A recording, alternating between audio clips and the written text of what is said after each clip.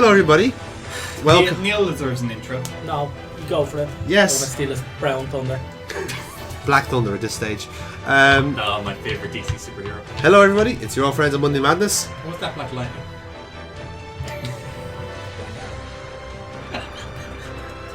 It's a villain. Oh, Shazam. Anyway, welcome back to the top 100, ladies and gentlemen. We're now reaching the very, very serious point of the 20 to 11. We're down to top 20. We have Tina here, by the way, so if you're wondering why there's more barking than normal, that's why. This is the most serious part, so we've gotten 5 serious drinks in each. Yeah, and we've also brought in a dog just to derail the conversation. So Absolutely. Right. Well, when we realised that we were going on for 8 hours at a time. Yeah, we needed to have some sort of colour involved. I'll give it kicking on, will I? Yes, let's do it. Neil, you're starting this block off. My number 20 is superb game. PS1. It's Final Fantasy VII. Oh, Nice. Final Fantasy VII, eh? Strong point, strong position. What can I say about Final Fantasy VII that hasn't already been said by literally everybody? This game pretty much sucked up every spare hour I had when I was 15. Yeah, I played it to absolute death. And it was brilliant. It drew you in. It was pinnacle of just storytelling. Starts off great. You've no idea what's going on. It encourages you to get your its limit break early. Absolutely. It's, again, it's one of the most documented, shocking plot twists in the middle of it, which genuinely shocked people.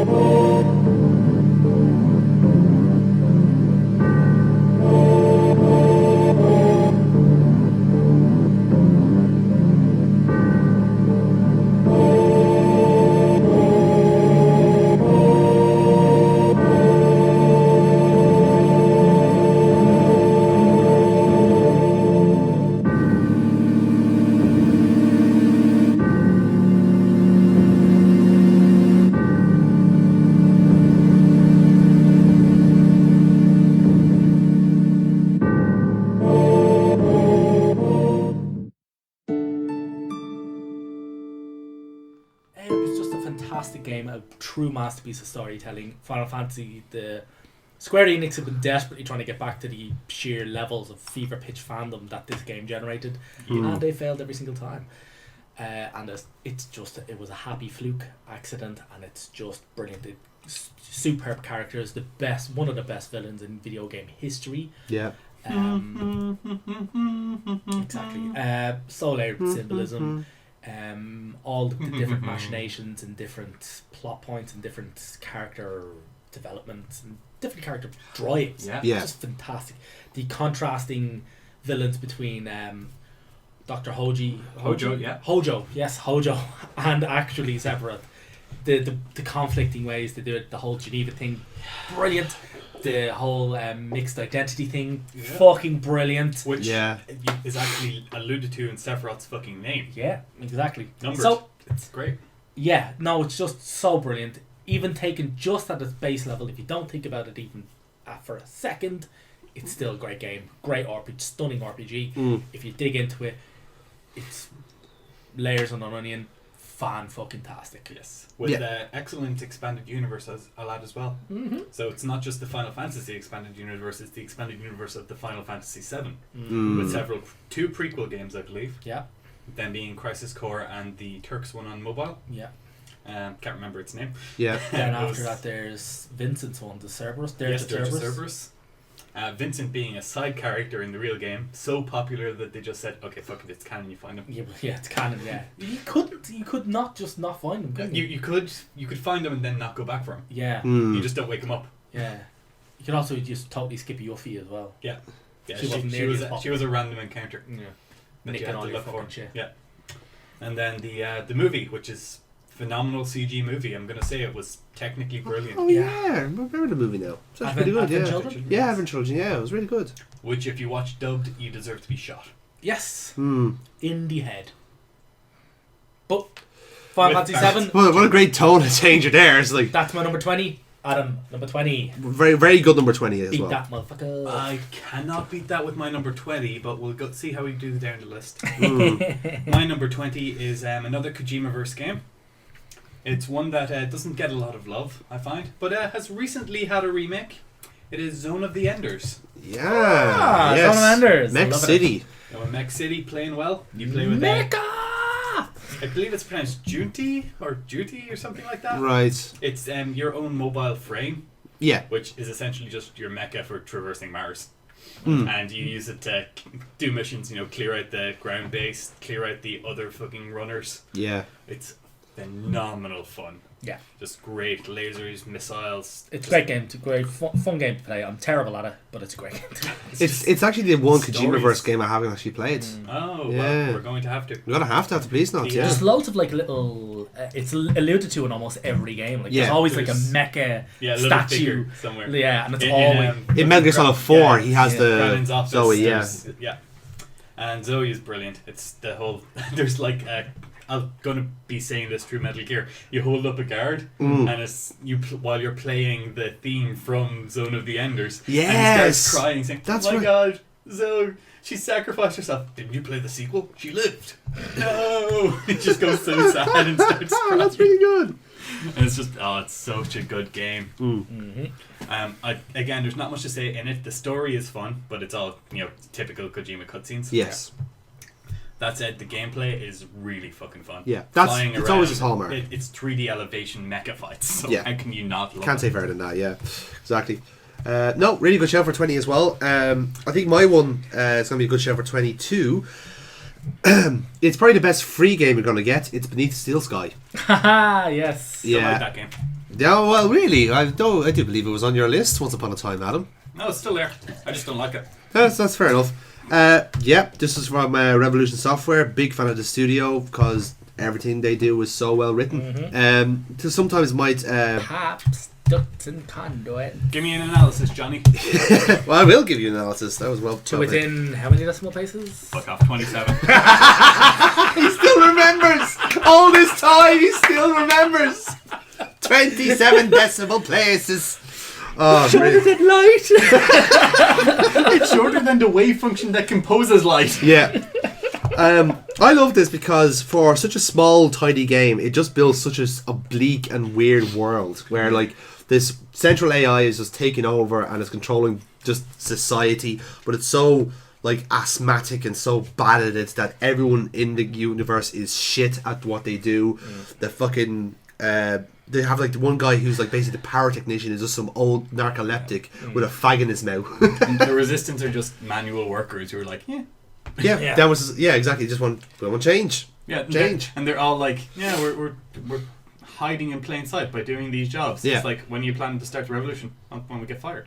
But it's such a funny. It's such a well like I got a wonderful like dystopian idea. It was just the fact that like all the working class are above everything else, and as the further you go down, the more successful the middle class rich people. It's kind of like the Dilbert principle. Yeah. The most incompetent employees get promoted the fastest to minimise the amount of damage they can To do. get Yeah, exactly. Yeah, I know it's great, and Gilbert Lamb summarised that superbly. Just the collection of characters are so funny. Yeah. It's a weird microcosm of British society, which kind of makes makes two sense. security guards. I don't think we touched Sam that. and Norville, yeah, Yeah. brilliant. It's like Jimmy fucking likes I this. said, what you just two earnest brummy fucking guards that all they want to do is just go, no, I just don't want to do anything. It's just fine. Just don't do anything. Just don't write any paperwork.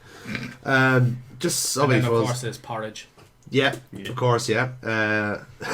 We'll always have porridge. We'll always have porridge. The little cutaway with the court system is so yeah, funny. the kangaroo court thing Yeah, is brilliant. it's really, We really mentioned this good. already, so that's Yeah, not well, but just so fucking funny. phenomenal. And the puzzle was just fine. And the fact that you yeah. can defend the guy in it, Yeah, it's just like if you get it right, it's like that makes sense, but still death. yeah. So you won your star prize, life imprisonment. Just so funny. A great game, and recently announced remake as well. Beyond yeah. and Steel Sky coming out very soon. Remake or sequel? It's a sequel. Yeah, that's what I thought. Yeah, sorry, but it's been revived. Let's say. Peace. Cool. I'm intrigued to see how it goes, but I'm not going to get overly confident. Alright. I'm going to keep cynical about it. But we'll go into my number 19 from one game that's just had a remake announced to a game that's been remade. An old point-and-click adventure game that's been remade. It's Grim Fandango. Woo. Mm-hmm. My number 19. Fantastic choice. Absolutely. Another Double Fine. Yep, another Double Fine. Yeah. But well made, I will admit. Fucking fantastically well made. The amount of research into the Mexican culture and the Mexican Day of the Dead, which Yeah, permeates there through is a more lot of of other Double Fine games, as we've already pointed out. But this is really brought home in this one. It's just fantastically well crafted. Every character has its own storyline, has their own real believable drives. They're actual proper characters, even though you are in the afterlife. Yeah, it's like the people have been there for ages. They're just getting on with it. You see, this is why I love about the way it's human. It's really human, like about how they do things. This is why I like the way Schafer sometimes makes his games. Like, he gives himself the framework to be creative, if you know what I mean. Like, so this is the land of the dead, so he can be outlandish with the development. The same way with Psychonauts, you're going to people's brains, so you can be you can get away with being so outlandish in design.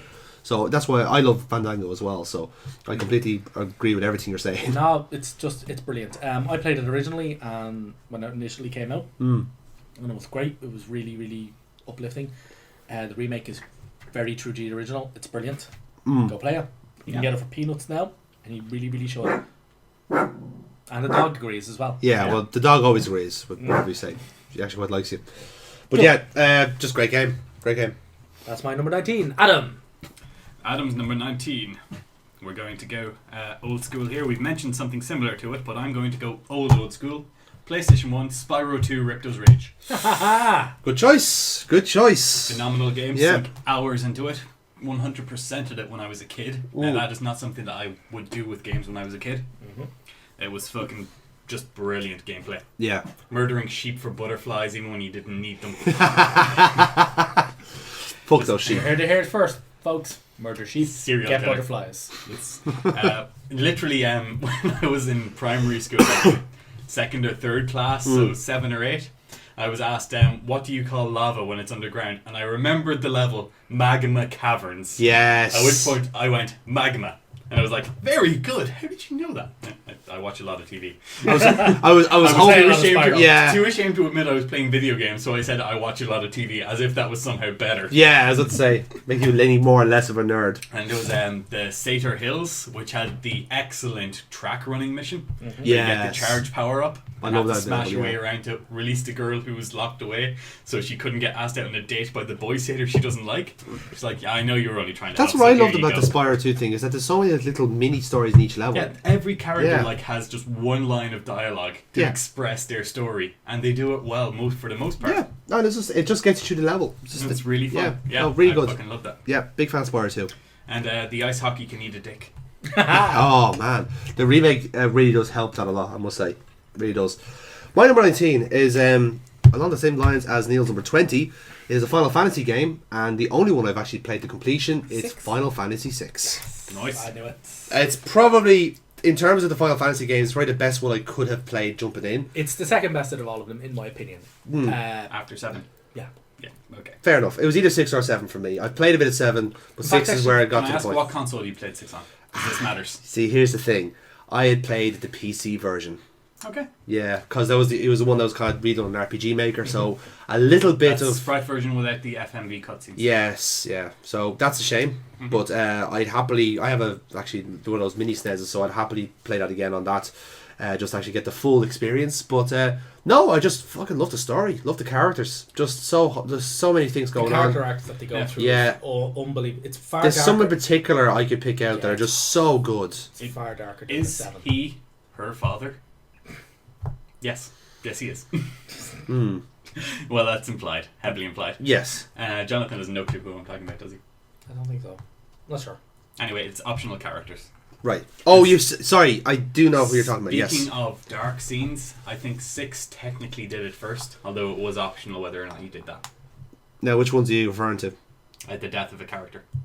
Okay, fair enough. Particular type of death, though. Yes, I think I know which one you're talking about. Can't remember because tiptoeing around the character committing suicide. Yes, that one. Yes, moving on.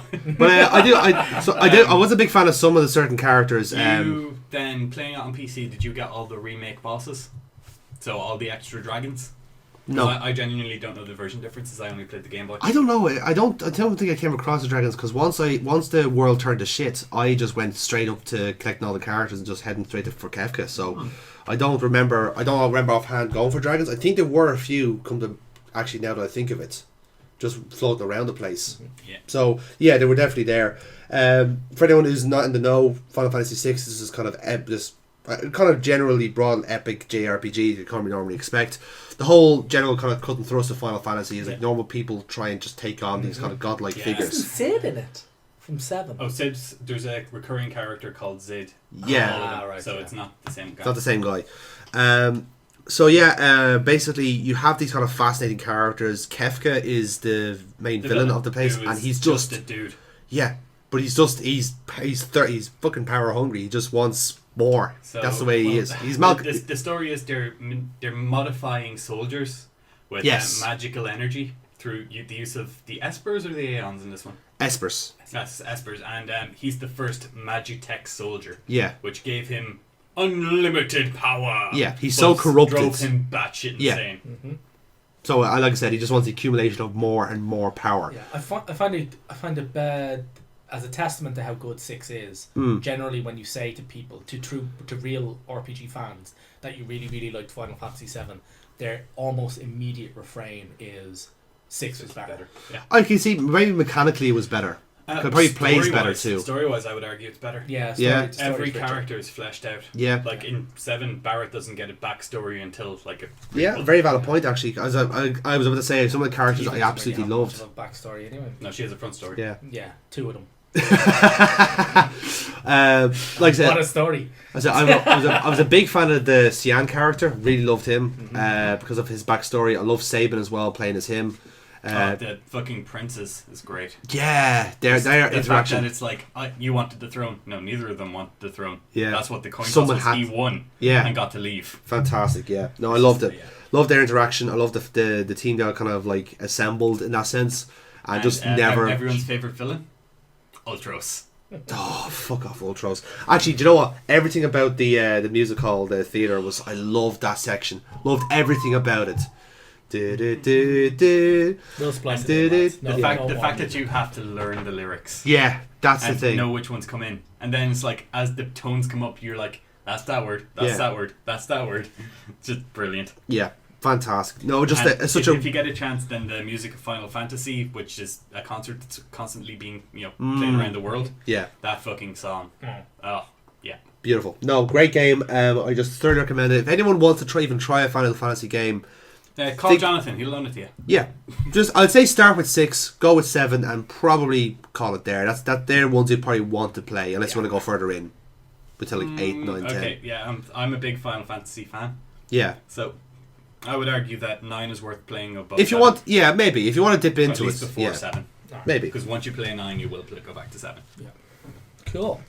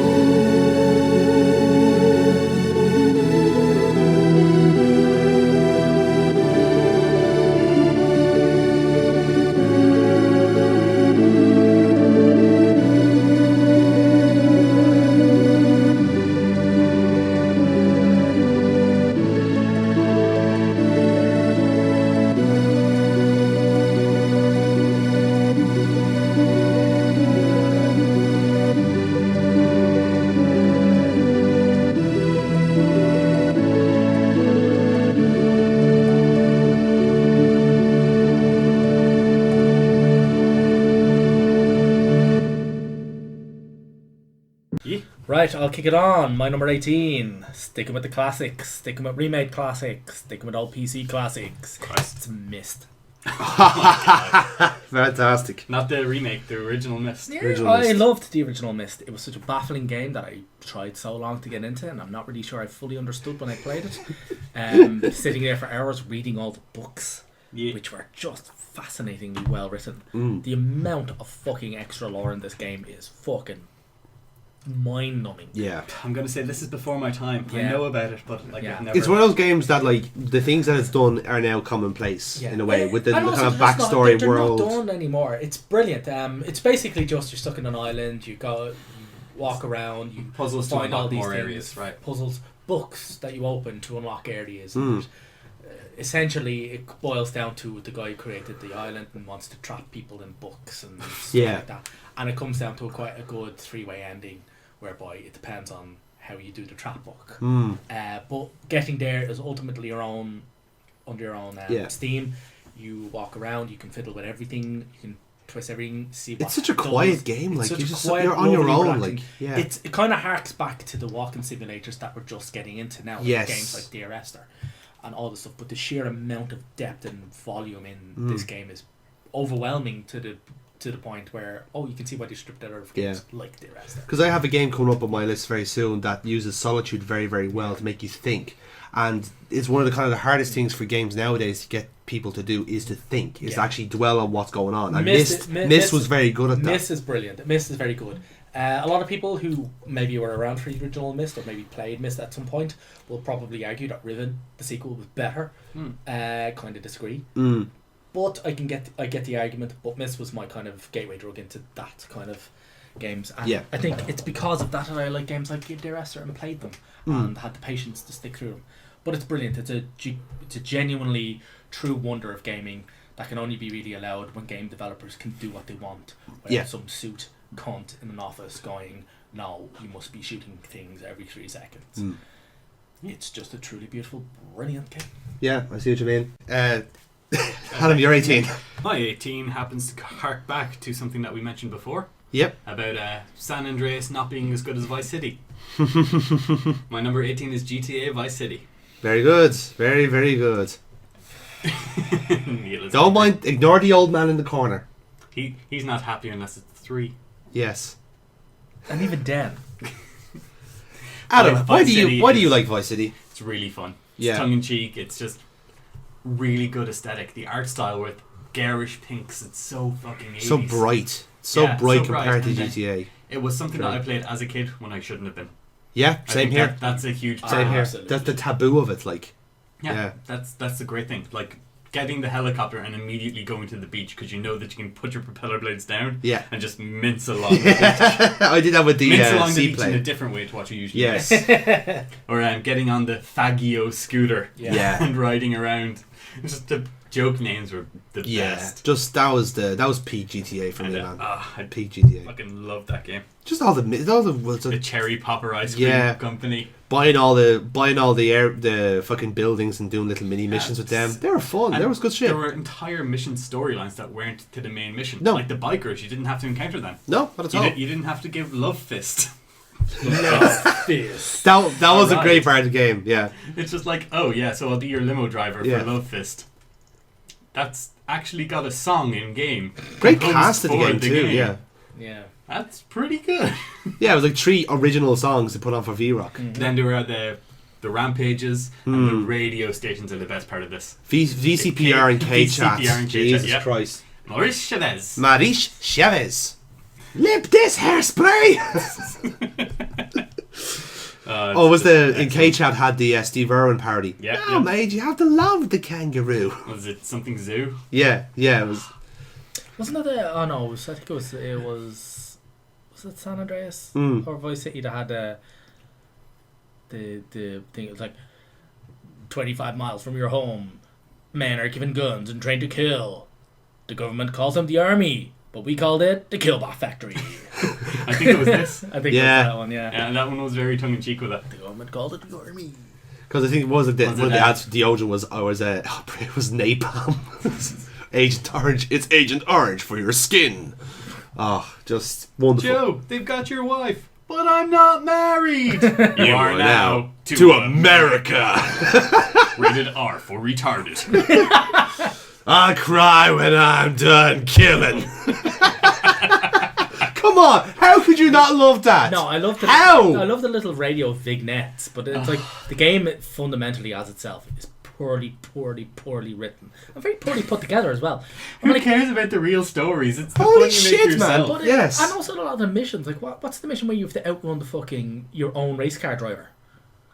Oh, that guy, yeah, so you want to hire him, you have to race him. Yeah, Oh yeah. Yeah, that's fun. And if you're being No, it's not that fun. It's just one of it's the missions. fucking you terrible, slog and he's through. fucking impossible to beat. The only way I did it is because the game actually kind of glitched and he ran himself into a corner. And I get got out that too, because he yeah. doesn't reverse. He doesn't ever reverse. So if you can get him into a little U in the building, he won't ever reverse out. So then he can just coast to the end. But otherwise, then he's fucking super powered. Dude, like his car is super powered. I was so he from races the so first time fucking I played bad. it. Yeah. I just went, okay, I need a weapon. Let's beat this woman to death. That took entirely too long. I have $10. Hey, there's a hardware store. Screwdriver. Let's start stabbing people to death with it. Stabby. And that screwdriver, like, halves the amount of time it takes to kill people. Soon you have $50. Yeah. What do you buy with it? A gun. That's what you call moving up in the world in GTA. And then if you go into the police station, you manage to get a cop uniform to go into the police station. Yes. Then they won't shoot at you on sight, and you can go into the shower where you find your dildo. That's in San Andreas. Is it? Yeah. No, it's in both. No, the dildo was it? There's a dildo in Vice You're City. right. You're right. There is. Sorry, I was misremembering And there's it. the golf By the way, course, that's a segue to our new segment on this channel, which is there a dildo in it? which is, Oh find yeah, a we're dildo. actually gonna do a nice Twitter thing. Is there a dildo in this game? Can you see the dildo? Can you there pick a up a dildo dildo? in Is it? there a dildo in it? There is not a dildo in Bloodborne. Wow. Depend if you're a pig. Oh. Yeah, that's it. Can you pet the dildo? And thank you. Very good. Okay, so my number 18 then, to sign this off. I'm going to get a hell of a lot of raised eyebrows with this, but this is a driver game. It's the most recent driver game. It's Driver San Francisco. Not Parallel Lines. No. How many of you have played Driver San Francisco? I have not. I don't know who the driver is. I have Excellent. not even heard of it. This is by far one of the funnest sandbox games you're ever going to get, and here's why. Speaking of, Grand Theft Auto Vice City. Is there a dildo in this game? There is not dildo. No, but in Vice City you actually kill the protagonist of the driver games. Yeah. Yes, in GTA 3, yeah. He's a brilliant driver, but on foot he's useless. Yes, that's right, And so yeah. they gave him a female walk. Yeah, it was like... yeah, it was very, very good. Anyway, so, Don Tanner is back in this game, right? He's living his normal life as a cop. He's got his token friend, Vinny, with him. I think it was Vinny? Vinny Jones? Anyway, it's Jones anyway. Hey, Vinny, how about a pizza? It's definitely not Vinny Jones because he plays for Wimbledon, so that's not him. But anyway, he's there. They're mates. They're after just taking down this guy Jericho, who's his nemesis from all the other games. Definitely going down to state pen. He's going there for life. But Tanner has to see him go. He has to, for closure, has to make sure he just fucking walk him into the prison. Drives around. Fucking Jericho breaks out of the prison van. All hell breaks loose. And Tanner tries to, get Jericho back in. Bam! Massive car crash with a truck. Tanner's in the coma. And that's how the game starts. Oh, this is the one where you can possess people with Yes. So you play through the entire game in Tanner's coma, right? But the thing is, like, he kind of semi-realizes he's in a coma, but he's still living through the case where Jericho has escaped from prison. Because the reason why is because they have the telly on in his hospital room, so he's listening to everything and he's doing the case in his head. And this whole gimmick is the shift, where basically you, as Adam says, you possess people in different cars. Yeah. And that's how the missions play out, basically. So Tanner realizes that you actually have this fucking power of like, oh shit, oh where am I? Oh, I can move into any car I want, and they're proper licensed cars, because again, you want to get this real, like as real as possible for a game that's in a coma. I know it's weird. The game itself is in the coma. Yeah, exactly. Yeah. But it's really well done. It's done out in the proper buddy cop fashion, where like it's all 70s kind of tropes. You're driving this old car. The way it works is that if you want to get to the main missions, you play all the side missions, which sounds like a pain in the hole initially, but there's only a few of them in each act, so it's actually not that bad. And the side missions are actually quite fun. There's one reoccurring one where you're playing one of two Asian brothers who are basically trying to pay their way through college through street racing. And what's happening is they start off with this like fucking banger of a car, and they somehow win, and they're going like, John, you are fantastic. It's like, yeah, I'm good at this. Bye. And each time you go up to these, each time you fucking jump into these guys, they've got a faster car because now they've got the look. Because suddenly they've won this race. Like, fuck it, we'll win again and again and again. But the last time you see them, they're in a fucking Lamborghini because they've won so much money. It's so fucking there's so much of a charm to this. Like, one of the first missions you get is like jumping into this guy who's on his driving test, and the fucking instructor has been an absolute cunt to him, saying, no, I'm going to fail you. You're going to fail me? Oh, fucking watch this. And you just scare the guy. There's such a charm to the game. I love this so much because it's so unique. It has nothing to do with the old driver games, but it still has that kind of It's good charm because it's to got it. nothing to do with the old. But it's such a departure, and it's something you can't do again because it's such a outlandish idea. You can't do two. You can't do a you can't sequel. do two coma games. Exactly, yeah. And like I said, you play through the entire We game. could kill him. Yeah. You find out exactly what Jericho is planning while you're in your own head. So by the time you wake up from your coma, it's time to face him in real life. Yes, and you get up your severely atrophied body. Yes. Yeah. You get into a car, crash immediately, and die. That's not how that goes. Womp womp. But no, I thoroughly recommend this game because it's just sandbox shenanigans, and it's done perfectly well.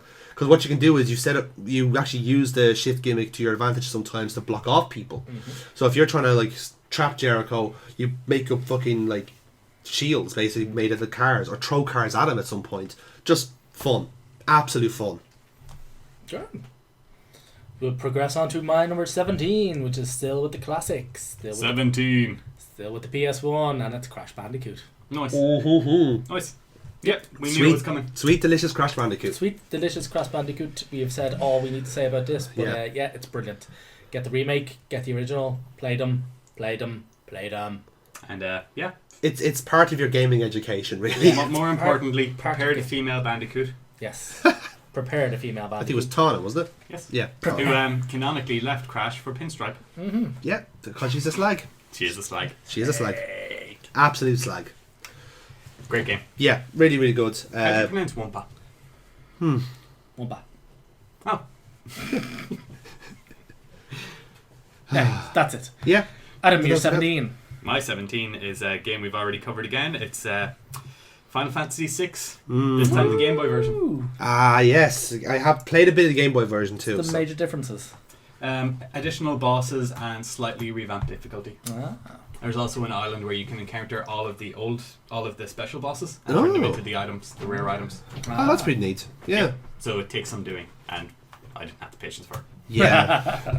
Some of But the you can bosses. do it. You can. I will say one thing about Final I Fantasy did VI. unlock the Cursed Shield by Yeah. farming characters, so everyone would learn Ultima. Yeah, the bosses in Final Fantasy VI were fun. Oh, the game They was were- fun. yeah. Go into the dialect towns, finding the enemy, like thank God, and then getting robbed. Yes! Fucking hell. I fuckers. forgot about that. You fuckers! I Yeah. needed that money. A bunch of assholes. But yeah, no, I agree with you on that one. Is that all we have? That's all. Yeah, I'm that's gonna all we say. have. We've, All right. We've covered it. Fair enough. Well, this game hasn't Actually come. covered it in this list as well. Yeah, in fairness. Okay, this game hasn't come up. Probably won't. It's a Pokemon game. This is what I would call the kind of Paper Mario equivalent in the Pokemon series. This is Mystery Dungeon Explorer of the Sky. Ever heard of it? No? Nope. I've heard of it. I've just not played it. Yes. So Mystery Dungeon is another one of the kind of Pokemon spin-offs from the traditional RPGs. This one is where you are actually the Pokemon. Or Get rather, turned into a you Pokemon. exactly. You get turned into a Pokemon, transported even into the Pokemon And because world. you're getting some of that sweet Gardevoir booty, you don't even want to turn back. Gardevoir booty is the best booty. No. Well, not if it's a male Gardevoir. Eh. Gardevoir suddenly hugged you, but it has a blade on its chest.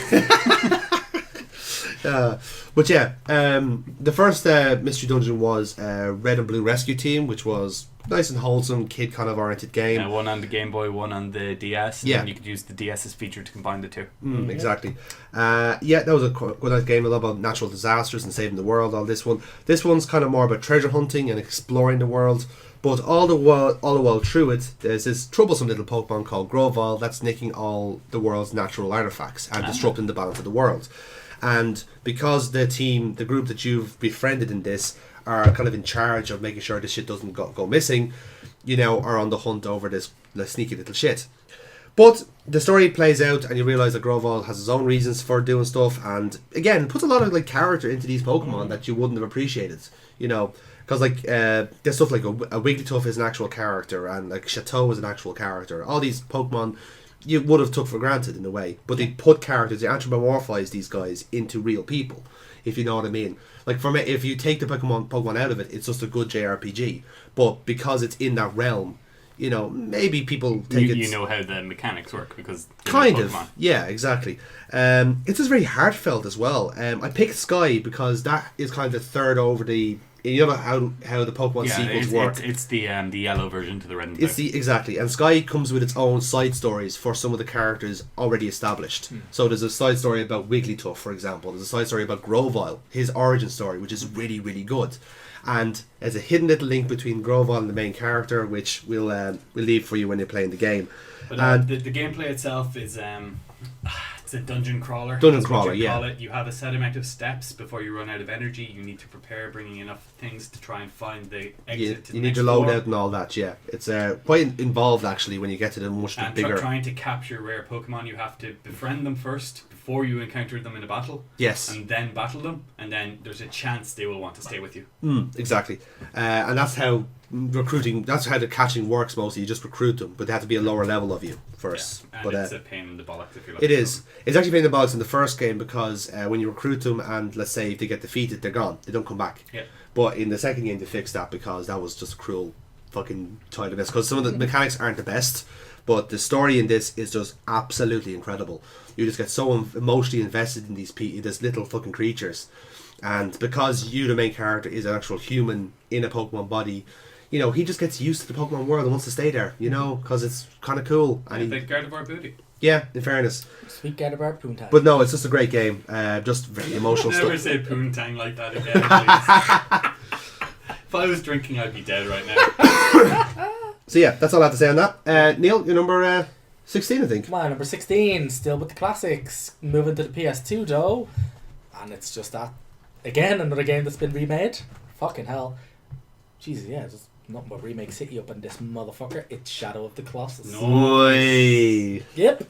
Very good. What can we say about this game that everybody hasn't said already? Again, you could tell the plot. I could tell the plot, but that would be spoiling things. Well, you could tell the opening cutscene. It's just a fantastic game that just deserves to be played by literally everybody. It's a type of game that you don't see anymore. Type of game just not written anymore. It's just so wonderful, so minimalist. Yeah. Very minimalist. But so brilliant. And it really does subvert the whole, I'm the hero, here is the monsters that I have to kill, that type of shit. Yeah. And it's just fantastic. It's the design of the land, the design of the colossi. Yeah. It's just... Also, yeah, they're... Sound design. They're truly brilliant, beautiful creatures that they've crafted, even though there's only fucking a limited amount of them. And 13, right? Really good. 16. Or meant to be 20 or something, right? Yeah, I think so. Okay. But no, it's great. Just the whole subversion of the whole thing when you realise that you've actually killed off this entire species by the end of the game. Anyone says that video games are not art, just have them play absolutely. This is it. 100%. In fact, actually, funnily enough, the next game on my list is the pinnacle of that statement, which I will get into more, which is why I've not said a whole lot about the last 5 games on my list, because we've kind of covered them all. Yeah, we've covered them all, and in one of them it's already been covered a lot. So yeah, fair enough. Get on. I will save all of my time for the next game, cool. Which I'm certain is not on anybody's list. Adam, you're number 16. Speaking of a game that I'm certain is on no one's list, and speaking of video games of art, my next game is Eve. Oh yes, IB. Yes. RPG Maker game with multiple playthroughs and endings. Yep, I was expecting this. Just thought it'd be higher. What can I say about it? Yeah, fucking phenomenal game. I literally love this game. So the protagonist is a little girl, not even old enough to properly read things. Yeah. Being taken to an art gallery with her parents. To the gallery exhibition of a reclusive artist who people think is a wizard, I think. It's kind of left purposefully vague. Yeah. Because it's being told through Eve's point of view. Of course, yeah. So it makes sense if you think probably was could be something really dark, but she interprets it as wizards. So I think it's the Gehenna or Gaharna, something like that. Yeah. Gehenna would be the proper pronunciation of Yeah, event. where you go around all of the things, you see that you can't read any of the titles, which plays a big part into the story. And then you go to one that's just called The Abyss, which is a picture of, like, all of this is drawn beautifully, I might add, in RPG Maker style. Then lights go out, suddenly you're in a darkened room in the thing, and true horror story tropes start appearing. So the woman in red starts appearing, who is just a woman crawling out of a painting, chasing after you. I remember she has no lower body. Freaked me the fuck out of me when I played it. Just because it is only the portrait from her waist down. Of course, yeah. And she's chasing you. And you have a life bar, which is just your rose, which is a sculpture of a rose that you've taken from the vase, which accounts to your own heart meter. Yeah. And after solving a couple of puzzles, you meet Gary, who may be the greatest representation of a gay character in video games. Because he's never explicitly said as being gay. Yes. He's just very effeminate. Very, shockingly so. And in Japanese, he uses female pronouns. As opposed to in English, where he's just kind of sissy. Yeah. And he, I believe, is a true fucking hero. Of all of the like superheroes and great lifesavers in video games of our list mentioned so far, he is the one person that sacrifices himself to save a little girl. Because here's the thing, because that is such a genuine thing. He's just a nice guy. That's his character. He's genuine. It covers topics that we've covered before of perceptions. So there's one room where there's all these bunnies on the wall, and Eve and fucking Gary are looking at them, and Eve's like, yeah, they're really cute. And then Gary is like, you find these things cute? And then you cut back and you play as Gary's perspective, and you see they're horrible little demon monsters that are trying to kill him. And depending on whether you succeed or fail in the quest, in his mission to that point, you can get a good or a bad ending with him. Yeah. And it's just, wow, and it's random chance as to whether or not you can find the key quick enough. It's always that thing, like, because like the main character is such a small girl, you are seeing things the way she would see them. And Gary, to his point, he's like, he gives Eve all of the keys to keep her alive. He gives her a piece of candy from his pocket to calm her down. He gives her his lighter, which, he's trying to stop smoking, that's why he has the candy and the lighter. Yeah. And it's like, that's just implied with these 2 points. And then it's like, Eve, go on ahead, take this lighter. I think it'll be helpful to you because you're in an oil painting. Yeah. How else will you get out? Yeah. Very, very true, It's just phenomenally done. Yeah. And so neat and tidy. There's just nothing left. You can just keep playing and playing until you just dig and get more, like, just so fantastic. I've not played this game. I will definitely play this. I played it on Adam's recommendation, and I completely forgot about it. I recommend doing every possible thing to get all possible endings. Yeah, definitely. Because it's that sort of thing, like... so there's one bittersweet ending, one good ending, and then, like, 3 bad endings, which are all, like, holy shit. Oh. Quite heavy stuff, Yeah. The worst ending is... You only realise you're locked into it once you're like, oh shit, I'm hurt. Yeah, maybe, yeah. Okay, again, trying to lighten the mood a little bit from quite a grim game. Dude, it's a brilliant game. Fuck you. No, it's also the sound design and the little cutaways, they're great. Sorry, you were saying. Yeah, sorry. You're 15. My number 16 is a game that's been mentioned twice already on these lists, but I have it ranked the highest because it's one of my favourite games, one of my first ever games. And I don't think I'll ever not fall out of love with this game. It's Rayman. I don't think we've talked about this before. Give us your story. Well, not to kind of retrack old territory, it's just a timeless game. Like, this game cannot physically get old. Yeah. It's not possible for it to get old. The way it's done, the way it has its art done, the way it plays, it's not old-fashioned in any way. It is something that you could play at any point in your life, in any point in fucking time, and it's just a game. I fucking played this when I was a kid, and it was one of the few games I could actually have played from the collection I had inherited, and I think that's the reason I loved it so much. When I was younger, I had a lot of trouble fucking sleeping, because my brain wouldn't switch off. But what I used to do was I used to listen to the soundtrack of Rayman, and I used to, the moment Bandland ended, I was asleep. Because that's what it was a calming presence to the music. Yeah. I just love that sort of stuff. Some of the bosses were pretty cool as well. Like fucking missed the Negative Man. Yeah, so the bosses are obviously so fucking creative and imaginative with the kind of makes sense with the lands as well. So for Bandland, you've got Mr. Sax. You've got I think for the mountain, I remember this guy fucking terrified me as a kid, Mr. Stone, because there's a section where like he's chasing you, and it's completely like unexpected in a way. he just pops out of nowhere, and suddenly you're just running away from him. So you duck underneath these there's like a ledge with spikes. This terrified me as a kid because he was stamping, and it's like, fuck, he's gonna get me. And then obviously he runs away, which is good at least, because we eventually kill him off in the end. But I don't know how I did this when I was younger, but I was able to. Homicide of stones. It was self-defense. It was my pet rock. It was self-defense, Your Honor. I had a pet rock once and he ran away. I have no idea how it got... The game is probably one of the hardest to actually complete, because you do have to technically 100% it to get to the final level. Yeah. Mm-hmm. I don't know how I did it as a kid, but I did. Because even at that, with my skill level at that stage would not have been very good. I must have cheated. That's the only possible way I could have got there. That stage? Yeah, I must have. But no, I just... Great game. Absolutely adore it. I still do play it every now and then because it's just my fucking childhood crystallized, really. Mm-hmm. Mm-hmm. There's a few coming up to the top of my list that are exactly like that. Just games that I would have played to death back then. And Rayman was definitely one of them. Murderer. Justified. Completely justified. What can we add? We've all had it on our list. So. Yeah, exactly, yeah. Okay, that leaves number 15, Neil. I'm on to my 15. My 15 is a game that I know for a fact. It's a quite recent art game. It's fucking stunning. I don't think anything else will be ever make this again. It's a game called Kentucky Route Zero. Okay, I have no idea what this is. Yes. I feel like I've heard about this. It's basically a fantastic game. The initial premise of the game is you are a delivery man who's making the last delivery for an antique shop to a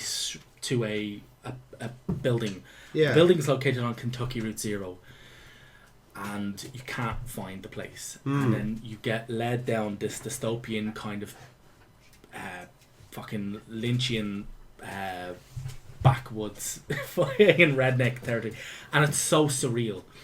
The surrealist art style between everything and Getting distracted by a dog here, folks. the surrealist art style for everything. The characters are unbelievable. The shift in narratives. It's a really difficult to define game. Yeah. What's the gameplay like? Is it just a story? It's a point and click kind of game with dialogue. Yeah. There's a place called the Bureau of Reclaimed Spaces where they just reallocate spaces for different uses. So, for instance, a basketball course to be reused as a doghouse. Then there's an office, but that's in an office building. So they're at the top floor, and the second floor is just nothing but bears. You get transported around on a barge that is occupied by a woolly mammoth. At one point, you're traversing through an underground labyrinth whiskey distillery run by a load of animatronic skeletons. Right. You befriend a child whose brother is an eagle. This giant eagle. This sounds absolutely baffling. It's so unbelievable, and it's so arty. There's a section whereby you befriend your van breaks down. You befriend a pair of musicians on their way to a gig at a bar that nobody else is going to be to, and the price for them fixing you and helping you along is that you come to the gig. But when they're performing the gig, you pick the lyrics as they're performing. Oh, and it's such a beautiful, wonderful game. The soundtrack is masterful. Everything in it is just. I have to check this out. This sounds brilliant. There's the Hall of the Mountain King, where you befriend an underground tribe of people who worship a computer that's comprised entirely of mold. But the mold takes on a sentience. This sounds like a Mad Lib. It's running an AI game called Xanadu. And it's just crazy. It sounds batshit. It does. Insane. The way you're explaining it is just beggars belief. It got released in 5 acts over a course of 3 years, and it was the longest 3 years of my goddamn life because I loved it. It's utterly, utterly brilliant. Kentucky Route Zero. There's never been a game like it. You will never have played a game like it. You will never ever play a game ever like it. You will never play a game that will make you feel like this game does. Nuts. You will never play a game that's structured like this. There's one section where you're searching a museum called the Museum of Dwellings, which is basically just a museum of different architectures of buildings. But the scene is done and narrated from the point of view of a group of people who are spying on you. And are trying... Brilliant. But the thing is that your character's motivations in the scenes are coloured by the people who are spying on you's perception of what they think you're up to. Right, so you're kind of like doing exactly what they're predicting you to do. Sort of. Yeah. But your motivations for what you see your characters doing are coloured by what they think you're trying to do. It's this weird kind of like second person perspective, isn't it? It's a kind of altered second person Yeah. perspective, sort of. And it's just so crazy. It's so brilliant. There's a beautiful section where you're going through a bayou where the parallax scrolling and you think you're being followed, and there's a lovely kind of banjo kind of soundtrack playing. It's fucking excellent. It sounds Kentucky amazing. Route Zero, you can get it on Steam. All 5 acts are out now, so you don't have to be like me and fucking wait on Tender. I'm gonna have to. This sounds. You've sold me on this, man. It's Holy shit! absolutely perfect. This sounds right up my alley. You'll too. get into it from Yeah. the very first, because the very first scene is where you stop off at a gas station called Equus Isles. Okay. And yeah, everything's just so it's crazy, but it's not. It's crazy and it's off the wall, but it's done in such a subtle, lowbrow way. And the map's all done in old school wireframes. It's just perfection of a game, and I can't really describe. I've actually done a massive disservice to the game by trying to describe it. It's just brilliant. Well, you've done enough to basically explain to get me hooked into it. So at least you've done that. And the only reason this isn't in the top 10 of my games is because all of the top 10s are pretty much fundamental games to not just me as a gamer, but quite a lot of them to me as a person. Fair enough. And this game, they are the ingredients for this pretty much. And this, if I'd have played it when I was younger, was probably would have been on it. To be fair, if something it's like quite a recent game. If something like Timbleweed Park gets into my mid-20s, this would break into my top 10. Even going by your own description. Game. You'll play it and you'll go, this is either, I don't know what Neil's talking about, he's obviously crazy, or he obviously wants to put an arty game into this because they seem great, or wow, he's hit gold with this. This is unbelievable. Okay, this is a game I haven't even heard of. If you're an architecture student or if you're a fan of architecture, you'll love a lot of this. Because it's all the design, a good part of this. A lot of the arty design actually comes from architecture. Yeah. And photography as well. Very good. Again, I like it's coming from actual artistic principles, which is even better. So it's done by 2 art students. The whole game was programmed by 2 proper art students. And it's just fantastic. It's unbelievable. Kentucky Route Zero. Get it. For whatever price you pay for it, it's worth it.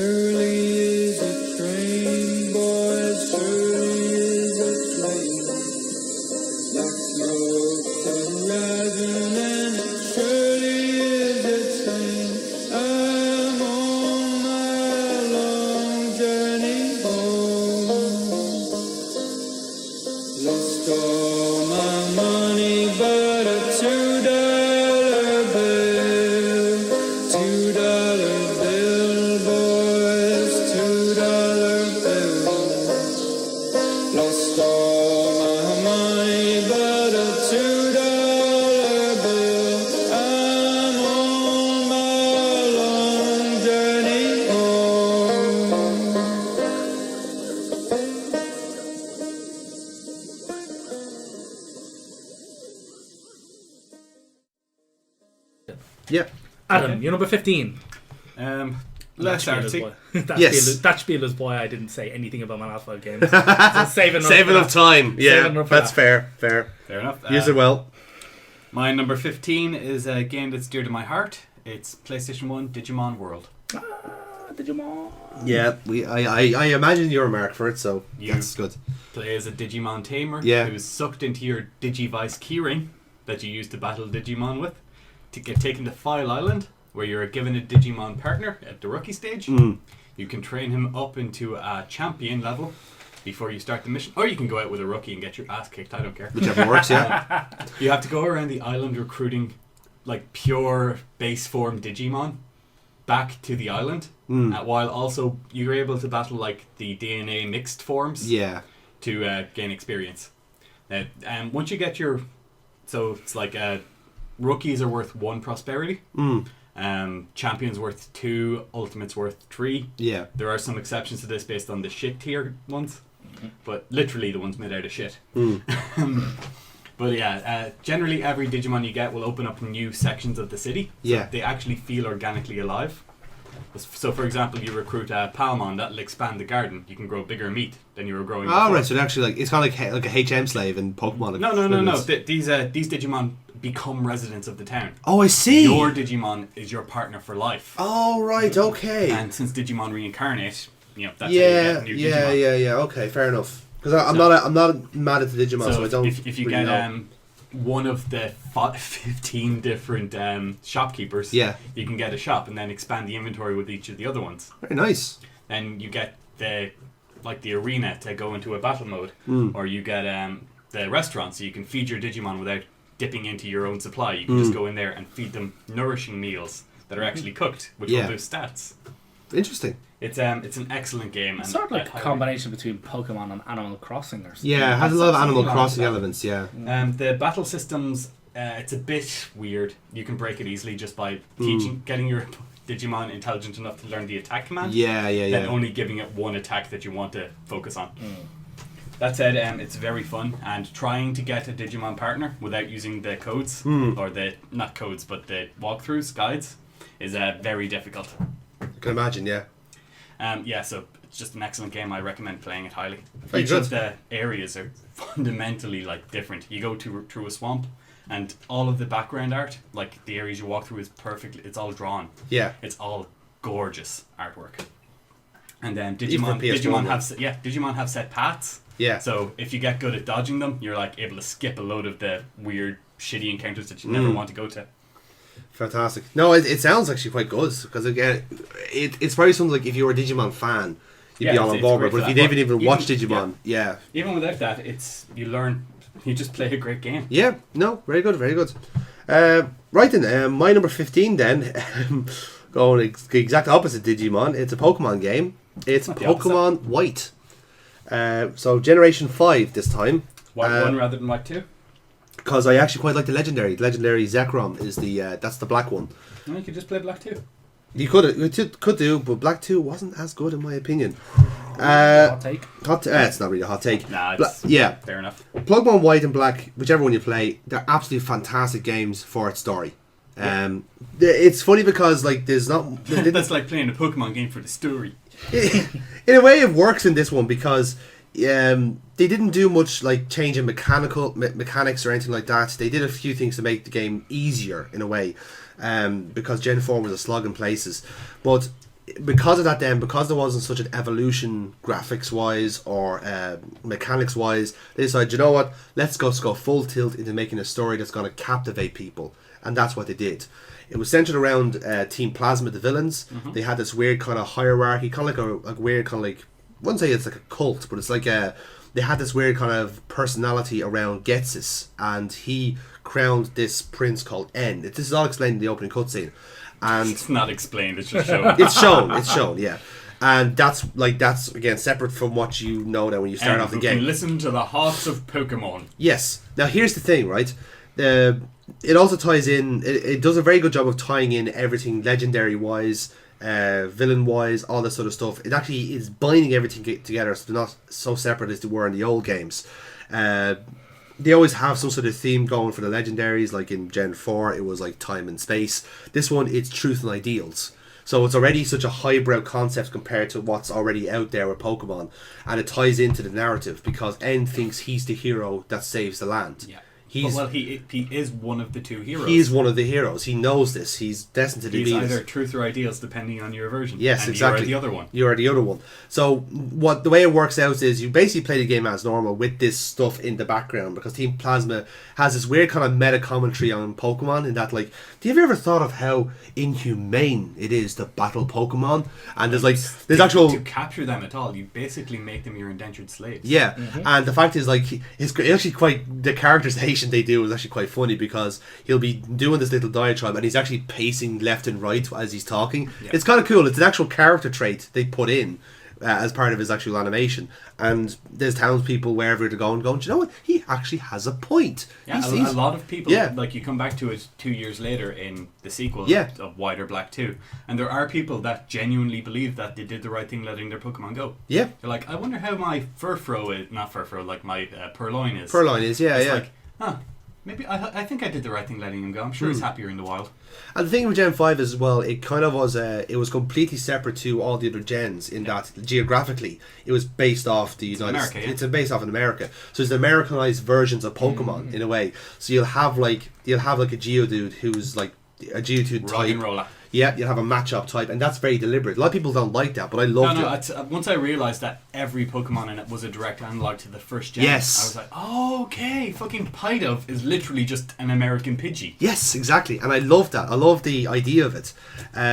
But point notwithstanding, the story is very good because you're trying to play out the Pokemon game as you would normally, formulaically. So you beat your gyms, you get to the Elite Four with all this plasma stuff happening in the background, and suddenly you're about to face a champion and fucking all hell breaks loose. Yep, Plasma set up their castle all around the Pokemon League, and it's a big fucking and they were literally just waiting for the second trainer of Truth or Ideals. Yes, who decided would be you based on how you were interacting with him up to that point. Exactly. He was scouting you out. Yeah. And it's just, you had to get so engrossed in it then, because then you start getting the legendaries. You've managed to beat the Elite Four. Maybe you are a legendary trainer. Let's see if now that you have champion status, this Pokemon will appear. But here's the cool part, you see. It's the first time, and I think the only time in the Pokemon games, you have to catch the legendary, because it's part of the narrative, it's part of the story. If you knock it out or run, he'll just stand there saying he's waiting for you to... Yeah, and you have to do it again. So catch him, you put him in your party, and then you have his N and his legendary versus you and your legendary face off. Brilliant. Yeah, very it's good. So well done. And then that's the end of the game. No, not even. But then you have once the post you beat game. him. Yeah. Once you beat N, that's not the end of it. It turns out that the sages are fucking. The sages. N. Yeah. They're looking to use the power themselves. At which point, all of the gym leaders that you've encountered and helped up to this point will show up to hold off the sages while you go to fight against Gestus. And this is why, in my opinion, hot take, it's the best gen of Pokemon because it's a story. Overall, there's people who have generations for sentimental value like me, but Gen 5 is the best story, it's the best point, there's the best point in a game, as opposed to just having like wacky fucking creatures to catch. There's a reason now to catch these, there's a reason there's legendaries, there's a reason to do these things. It's the first Pokemon game I got back into playing. Yeah. So it did get me back into Pokemon, literally a couple of months ago. Yeah. And that's the thing, like it will get you back into it. It'll get you engaged. Well, clearly it didn't, but like once I started playing it, I was like, you know what, that wasn't as bad as I thought it was. Yeah. No, when I remember the first time I was playing, because I went off Pokemon completely for a while, primarily because I didn't want to play Gen 4, but playing Gen 5 got me back into it. It was really, really good. And what a wonderful game. Just even on its own, if you want to play Pokemon without the whole aspect of it, just play this and then just enjoy the story. Yeah. Just live it. Happy. Yeah. Cool. We'll move on to my number 14. Yes. My number 14 is again another classique, back to the GameCube. It's The Legend of Zelda Ocarina of Time. Lovely. Okay. Yeah. Yep. So adult Link or kid Link? Which would you fuck? Definitely Kid Link. Wrong answer. The correct answer is the Deku Tree. Just fantastic. One of the high points in a fucking series that's just nothing but a series of high points. Yeah. Widely considered to be one of the best games ever made by quite a lot of people who are far more knowledgeable of games than I am. And it's just an epic. Everything in it is perfect. The dungeons are brilliant. The bosses are fantastic. The gameplay mechanics are perfectly structured. All the characters in it are quirky and they're lovely. It's so colourful as well. Yeah, it's a real proper Zelda. Coming off I think this was Ocarina of Time leads into Majora's Mask, doesn't it? Yes. Yes. They're in the same continuity. There's a kind of dark and light thing going on there. So this is quite a light-hearted game compared to the dark fest that is Majora's Mask. And but it's still an epic game and it's just fantastic. It's brilliant and needs to be played by virtually everybody. If you think you're an adventure gamer, if you think you're an RPG, even if you're an RPG guy, it's not really technically an RPG game. But no, it's more adventure, yeah. Yeah. But it's a great game regardless. It's a fantastic game regardless of what you think your genre is. the Zelda games, I think, transcend genre. Yeah. In that you either like games and therefore you like the Zeldas, or you don't like games and you won't play it. Because I'd always consider that game or Wind Waker to be a quintessential Zelda game. Like if you wanted to if you wanted to boil it down to its bare bones, like that's the game in the blueprint, if you like. Whether you try and recapture that or not, I don't know. But even still, like it's getting a HD remake, isn't it, Wind Waker? Yeah, I believe so. Yeah, remade. Yeah. Oh, hey, Tina. There's so many. Yeah. And I don't know how tense it is for us trying to make this list while also trying to placate a very energetic dog. I'm not trying to placate her. I'm trying to save my shoe. Either one works. Go away. So, Adam, when you are not under attack, number 14. I'll pass her over to you. Yeah. She doesn't want to. Don't even look at me because she knows I'll give out. My number 14 is something that Neil has covered long ago in these lists. Mm-hmm. It's something I could use right now, or spurs that jingle, jangle, jingle. It's Fallout New Vegas. Did I have New Vegas? Yeah, I did have New yeah. Vegas on my one, yes. Much lower down my list. Phenomenal game, in my opinion. Made by Obsidian, the original creators of Fallout. Mm-hmm. Using the Fallout 3 engine. Done well. Yes. So, yeah, I fuck you, Bethesda. Sorry, I'm getting attacked here. Tina's a big fan of Bethesda, actually, is the thing. Yeah, well, I'm not. Yeah, it's a favorite game company. So, Oblivion is great. Yep. Skyrim I found tedious and monotonous and boring, and all the other pretentious wank words you can say to describe it. Yeah. Fallout 4 is just shit. Yeah. Not even a hot take here, it is just bad. I think we can all agree on that. Fallout 76 is a return to form. So Fallout New Vegas, how did you like the game? Loved it. It's phenomenal. Yeah. Playing as the courier, having like entirely your own backstory up to you.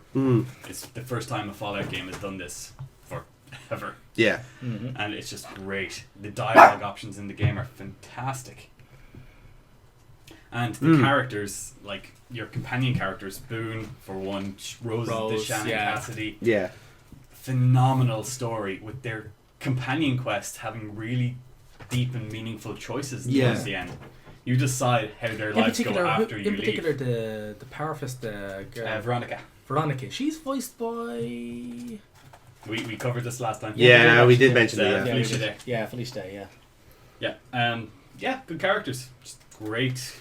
And the multiple factions are wonderful. Like, I had a save file, middle point of the game where you have to make your choice. Had a save file there and did every potential choice. Yeah. So, had to go back to that, like, middle of the road equipment. Shit. Let's try Caesar's Legion this time. Completely different. That was dark and I didn't like it. Let's try the NCR. Oh, they're going to make me kill the Brotherhood. Alright. I'll take it at this stage. Let's try House. Okay, that's actually a good ending. Oh dear. And that's my opinion. House is the canonical good ending. No, it's not. The canonical ending. It's no gods or masters. It's no gods, no masters. Yeah. Anyway, but yeah, like it just sounds like a fun little adventure. It's a great game. Yeah. And again, if you get your speech up maxed, just grab any suit, you can actually argue the fucking Butcher of the Wasteland. Yeah, you can actually argue your way through the end battle. Yeah, the end battle. The Butcher of the Wasteland, who's everyone says, do not waste words with him. If you get a chance, take him out from behind. It's just, you walk up to him wearing a pinstripe suit and a tie, and you just go, hi there, how you doing? I'm selling these fine leather jackets. And essentially your argument is, oh no, we're so weak that if you have to come over here to rule us, you'll be spreading your forces too thin. You don't even need to fight us. Yeah. It's just that you lose strength in your own side when you need it. You're right. I'm going back over there. The DLC is phenomenal as well. Yeah, the Lonesome Road and the Sierra Madre ones are fantastic. The Lonesome Road, which I'm just going to spoil now. You're told you can go back whenever you want. You can go back, and there's no real reason to go forward. There's no reason to go back there other than exploring the rest of the divide. And you get to a point where Ulysses just decides to. You take your companion Eddie, who's a robot, close enough that Ulysses is like, yeah, you've managed to take me the launch codes for these nukes. I can now bomb your home. I told you could go back. I told you should go back. Why didn't you listen to me? Oh, that's nice. You're going to come on even further now, aren't you? Fine. That's very good. Bring it. That's very good. And then you can talk him down to be on your side. Yeah. It's fantastic. Very well done. Very well done. Very good. My number 14 then is my entry level into this franchise. And still my favourite game in this series. It's Crash Bandicoot 3 Warped. So, again, I'd say it is fairly odd coming into the series so late, considering like 1 and 2 already been out and well established and everyone loves it, and then suddenly 3 is there and does things a little bit differently. It's obviously kind of improved on the format that Crash Bandicoot 2 introduced, with the whole 5 at the time levels and crystals and blah blah blah, all this stuff. But it had a bit of a variety of levels as well. You'll have underwater levels, scuba ones, which were, hard and technical in places. You'll have vehicle levels like the bikes and the blimps, planes, all those sort of things, and the jet ski levels as well. I forgot, which were kind of like the water equivalent of the sort of running levels we have, like the Hog Wild and all them, because they were so equally difficult to control, but in a slightly different way.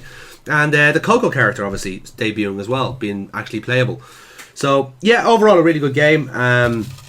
Just the whole kind of world being set up already, and it's the culmination of the story from the 3 games, all in the same continuity. Uka Uka is now a thing, so now you have to beat him and Cortex. No pressure, lads. I just love this game when it came out because I had actively sought this game out itself. I didn't actually inherit this one. I bought this and played it and loved it. Again, I haven't played it. I completed it, yeah. No, it's just good. It's just a good game. Don't know. Yeah, great secret levels as well because they were actually quite well hidden. One of them easiest of the 3 Bandicoots, isn't it? Definitely the easiest because the gameplay was the most refined. It was easiest to play. Because they'd learned from like what they had done with the first game, not having the save games attached to the bonus levels, because that was a bad idea. Yeah. But yeah, as I said, it was just that sort of game where you could just sit back and enjoy it more so than being kind of like a slugfest like Crash 1 was. So yeah, that's why I kind of liked it in a way. It was a nice entry level into it, and then you can work backwards. So in that case, then Neil, lucky number 13. Lucky number 13 for me is a recent game. It's actually not a classic. Sure. It's a PC game. It's Civilization 5. Yes. Loved this game. This game was This game got me back into the Civilizations. Got about 200 hours, 250 hours on the sucker. And even though I've got Civ 6 and the After Earth games, I'm still playing this. I'm still logging on and giving this a good couple of hours. It's brilliant. They got the grid mechanic, the city building mechanic, all down pat. The diplomacy is still a bit wonky, but fuck it, it always is. But no, the religion, the tourism, the culture, all the culture, the culture mechanics as well, all brilliant. It's just fantastic, proper, brilliant for Axis game play building, and it's revamped the entire series now, and the DLCs to it are practically full-blown games. They're expensive, but they're really fucking worth getting the absolutely massively altered That's game. what I did when I first played initially, kind of vanilla, and just kind of didn't quite get an impression. Once I got the DLC, it was like, it just added so much more to it, like religion and that. Should play definitely should play vanilla first, then just to get the grips to it. Activate, not even that, but just to know how the DLCs have altered it. That's true too, activate the DLCs, and it's just fucking brilliant. And then Civ 6 is great as well. Good. It's fantastic. Civilization 5, there's not a whole lot I can say. The marching big armies is as difficult as it should be in real life. Laying siege to cities is as difficult as it should be in real life. You heard coordinate everybody being properly. Being a warmongering fuckhead is as difficult as it should be in real life. Very good. There's a great balance to it, because if you are doing that sort of playthrough, your city's just turned to shite because all of your efforts are into war. So trying to keep the balance. If you're the Greeks, like if you're Alexander, that's who's different. just a complete warlord, you don't suffer from war weariness. No. In fact, and when you meet him, when you're not Alexander, if you're not at war, he actually respects you less because he doesn't think you're actually strong. He thinks you're pussy. But Greek. But that's it. No, Civilization 5, fantastic. I approve this message. So is this the one with the new Happy Alexander? I think all of them become new Happy Gandhi at some stage. So number 13, Adam. Number 13, I think, might shock you guys. Ooh, we're here to be shocked. PS3, Dark Souls. It doesn't make top 10. Holy shit. The first one? Yeah. Wow. Now, bearing in mind my rules, this is the best in the Dark Souls series. They all go into this slot. Fucking hell, that is a shock. Yeah. I am genuinely surprised at that. I Phenomenal really game. am. Fucking love it.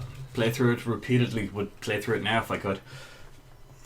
It's a great game. Yeah, I'm just baffled that it's 13th. I was expecting top 10 at It's least. higher than it should be, in my opinion. Wow. Oh my god. It's a great game though. Like, I sink so many hours into it. I love it. Let that be a lesson to the rest of these games. Wow. If you couldn't beat Dark Souls, then what the fuck were you doing?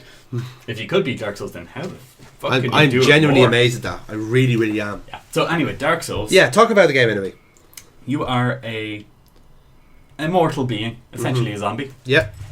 With a light attack, a heavy attack, a block, and a parry function. You also have the most important button in the game, dodge. So you see this block button, get rid of that. Get it out of your head. Put the shield on your back. Two-hand your weapons. Take off all your armor. It does nothing for you. Won't be needing that where you're going, son. Now, you start off in the Undead Asylum. Ooh. After the ages of dragons and gods and all that shit. Yeah. You're in a dying world. Essentially, the story is you may be the only creature capable of snuffing the flame that is keeping the world alight back into life, which is one of the possible endings. Okay. You essentially have to follow the fate of the undead, which is given to you as a cryptic mission. Yeah. From like other people in your shoes who have essentially given up or are dying, and they're like, "Oh, we can't do this. Do you want to try?" And they give you this really old-timey speech. Now, there's a great fan theory that it's purposefully made to sound old-timey because it's relatively new, and they're trying to trick all of the undead into doing this. Ah, right, okay. But that's kind of retroactive continuity based on the fact that you see in other games and other series that they're just talking normally. It's just kind of something they've thought of in the meantime. They're just, this is just something that fans are like, no one actually talks like that outside of the bad fucking comics where the writer just clearly doesn't like the games. Yeah. That's fair enough. It's just phenomenal. Like, the idea, thou who art undead art chosen. It's like, why are you talking like that? Yeah. I was about to say, like, the thing with Dark Souls that kind of struck me about it is, obviously the gameplay is intentionally, like, vague. Cruel. No, vague. It's not cruel. It's never unfair. Okay. Never unfair. You can learn everything. You can actually, if you calm down, if you're adept enough at the combat, which you can get after like one or two bosses. Yeah. I've seen some people I've seen Neil play this game, and he just straight up beast moded it. He died like once to what I would consider the part where everyone should die. Just as it's a teaching part, it's there to say, oh shit, I didn't look at my environment enough, and so I died. Yeah. But if you're careful, if you look around, if you observe things, so you notice scorch marks on the bridge. Probably going to be fire here. I did see a dragon earlier. That could come into play. Very good. That sort of thing. Yeah, okay. Yeah. You can get lost in this game. It seems to be a lot of mythos to it, alright. Yeah. No, fuck that. I'm saying you can get lost in this game. Yeah. The world is interconnected. The world, yeah. It's spawned a great line in the Dark Souls parody Dark Sauce, whereby the character, it shows him do like 3 bosses, and then halfway through, walking through an area, he goes, "This isn't even the right way!" Which is completely something that happens. Yeah, it's something actually correct. Like, you do multiple optional bosses, and you do not need to go near them. Yeah. And it's just like, what the fuck? Why was I doing this? This is so painful. The thing is, though, once you know where you're going, it's not that much of a slog to get back. You can run past all the enemies. It takes 2 minutes. It takes me literally 10 minutes to get from the starting area, gather up all of the equipment, and kill the gargoyles. And that's fucking slow. Yeah, I suppose. It's a phenomenal game, and if you haven't played remastered, aren't they? All 3 are getting remastered. Yeah, they're already out. The trilogy is remastered: PS4, Xbox One, and PC. Yeah, phenomenal games, and it won't be the last from Soft Title on this list. So let's get. Foreshadowing. Again, just stunned to see it like not in the top 10. My number 13 then is a game we mentioned already from Telltale. It's The Walking Dead Season 1. Walking Dead. It is The Walking Dead. Are you a big fan? Are you a big Kenny fan as well? I'm not a big Kenny fan. I'm a big Lee and Clem. I'm a big Lee and Clem fan. I loved their dynamic. I loved the way they interacted. I loved the way that Lee was kind of the unintentional father figure here. He just kind of fell into it because obviously he was black. Well, not more so. Tangentially, he was more so going to fucking prison. He was going down, son. And then obviously all hell breaks loose. Comes across his child. The situation is so extreme. Fuck, I have to bring this kid with me because all hell's breaking loose. Society's breaking down. And then they just become a wonderful pairing. Like, you know, Lee being the innocent child, or Clementine even being such an innocent child in such a gruesome, grotesque world that's fucking literally eating itself. And Lee's just trying to keep a brave face on it and trying, as he would himself, trying to survive as well. But now with this crutch, or with this kind of this handicap of having a child with him as well. You get the choice of, do you want to act like an asshole, or do you think you should teach her good manners? And which is good because it kind of like, it's a nice arc for Lee as well, because obviously he's done some bad shit, but now in a very absurd way, because the whole world is turning into a mess, it's a chance for him to reset, because in the old world, in the old world, like, he would have been going to prison, probably executed. He's innocent. That's one of the backstories you can choose from. Yeah, exactly. And the thing is, like, regardless of the backstory, he was going to prison and he was going to be in prison. Now he's free. He's now had this chance, this very absurd chance of redemption. You could use an opportunity or just double down on him being an absolute asshole. Yeah. I didn't do that. I kind of saw the way the wind was blowing and said, okay, this guy's a good guy, may have justified himself in whatever he did. And yeah, just the way, at least this game made use of the episodic system, where like everything had a big serious start, then coasted along the middle, and then everything went to a crescendo for every episode. Or in some cases it had be this kind of like this crazy stuff happen in the middle and then eases into whatever else happens in the episode. So very good pacing. Most definitely the kind of gold standard Telltale game, and what they've been trying to recapture since and failed. Not anymore, obviously, because they're dead. It's what actually killed them. It's what actually killed them, because it was lightning in a bottle. The victims of their own success. Exactly. Just the final sequence, man, is fucking heartbreaking. Absolutely heartbreaking, because the way it's set up though is with Lee being bitten in the end of the 4th chapter. Not really a spoiler. Spoilers. It's out for years, people. And as I said, like, it's just, you know, going into the final chapter that shit's about to go down, and there are so many chances, shall we say, to try and alleviate the turn. None of it's working. You know it can't work. It's the last chapter. Exactly. So yeah, man, the sequence, the interaction is so heartbreaking. Because again, Lee being the father figure is trying to set up this poor girl to survive in this fucking unbelievably fucked up world. And did you make her shoot him? Yes. Loss of innocence right there. Yes. Mm-hmm. Which unfortunately doesn't really carry on into the other games. Oh god, no. No, because they're hack writers after that. Yeah, they lost the magic. But as I said, just regardless of what happened to Telltale afterwards, as a game studio, losing its flair, losing its, I want to say passion, but losing the team that made the original Walking Dead. Yeah, exactly. But even just that moment. Much like what happened to the actual TV series. Yes. Yeah, actually, quite true. But yeah, just that game in itself is perfection in Telltale form. That's the best those games would ever go to get to met. I don't think we'll ever see an episodic game that's able to use the format that well, regardless of how well you make it, because it's the first one that did it, and it's in my opinion, the only one that's done it, really. So that's really it. Cool. Number 12, Neil. Hair short. I will. I'll cut it myself. Great. Good. And also,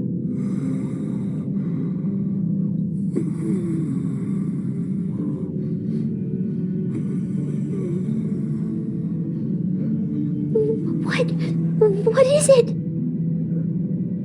no, don't worry. All right.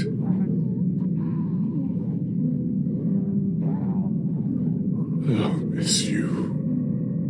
Me too.